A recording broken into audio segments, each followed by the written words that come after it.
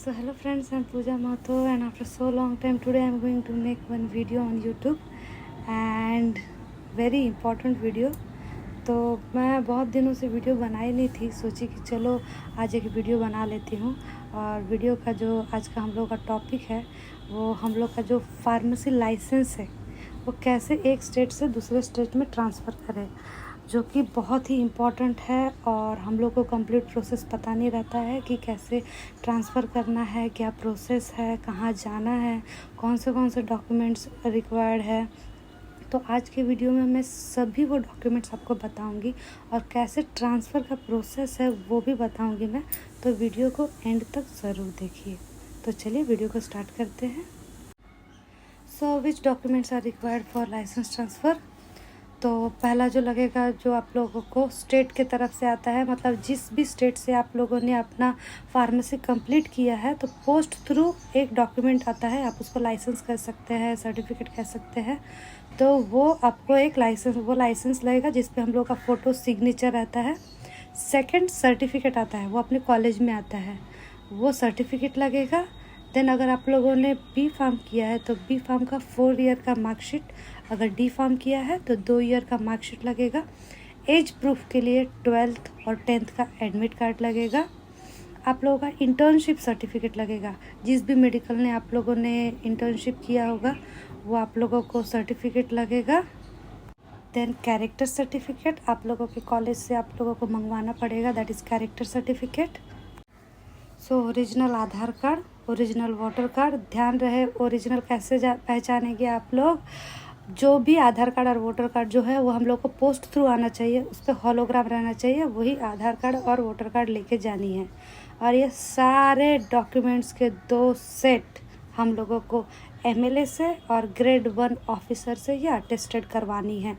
किसी से भी चलेगा, एमएलए से भी चलेगा, लोकल एमएलए, और ग्रेड 1 ऑफिसर आप जाके कोर्ट में वगैरह भी करवा सकते हैं। तो ये बहुत इंपॉर्टेंट है कि आप लोगों को ये सब डॉक्यूमेंट अटेस्टेड करवानी है, 2 सेट, और 3 पासपोर्ट साइज़ फ़ोटो लगेगा आप लोगों का।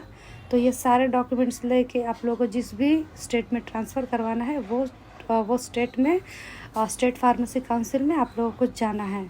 मतलब अगर सपोज़ बंगाल में कराना है तो वेस्ट बंगाल फार्मेसी काउंसिल में जाना होगा, महाराष्ट्र में कराना है तो महाराष्ट्र स्टेट फार्मेसी काउंसिल में आप लोगों को जाना होगा।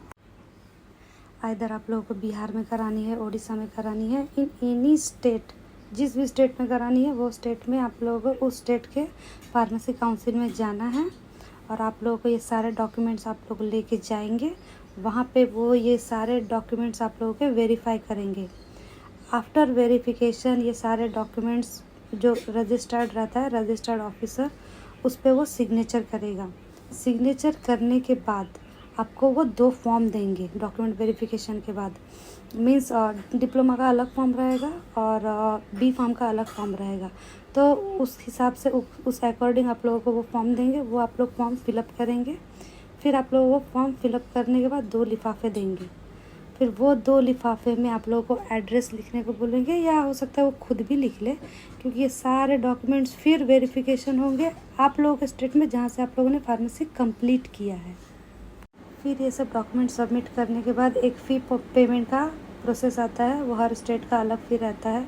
वेस्ट बंगाल का तो 3,500 के आसपास था ये फ़ी पेमेंट, वहाँ पे हम लोग को देना रहता है ट्रांसफ़र के लिए। अगर आप लोगों को वो 2 लिफाफे दे रहे हैं तो वहाँ पे वो लोग बताएंगे, एक लिफाफा में आप लोगों को उस स्टेट फार्मेसी काउंसिल का एड्रेस लिखना है और एक में आप लोगों के कॉलेज का एड्रेस लिखना है, क्योंकि फिर ये सारे डॉक्यूमेंट्स आप लोगों के स्टेट में और कॉलेज में जाएंगे वेरिफिकेशन के लिए। तो आप लोग उन लोगों को एड्रेस लिख के देंगे।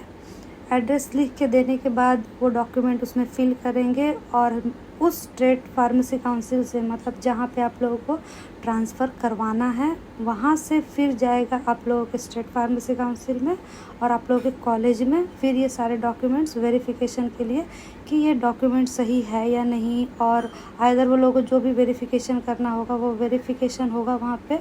और आफ्टर वेरीफाई होने के बाद वहाँ से रिप्लाई आता है, मतलब जहाँ से भी आप लोगों ने कंप्लीट किया है उस स्टेट फार्मेसी काउंसिल से रिप्लाई आता है आप लोगों के स्टेट में।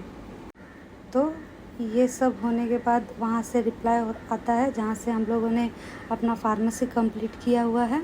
तो ये सब प्रोसेस होने में लगभग 1 महीना लग जाता है। तो वहाँ से रिप्लाई आने के बाद फिर यहाँ पे आप लोगों को आपका लाइसेंस देने के लिए या सर्टिफिकेट देने के लिए आप लोगों को एक दिन बुलाएंगे और उस दिन आप लोगों को आपका डॉक्यूमेंट हैंड ओवर कर देंगे।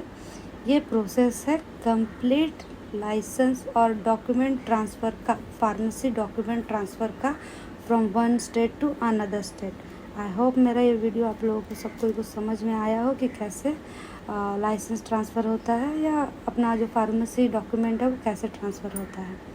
So thank you. अगर कोई आप लोगों को क्वेरीज हो तो कमेंट सेक्शन में मेरे को पूछ सकते हैं।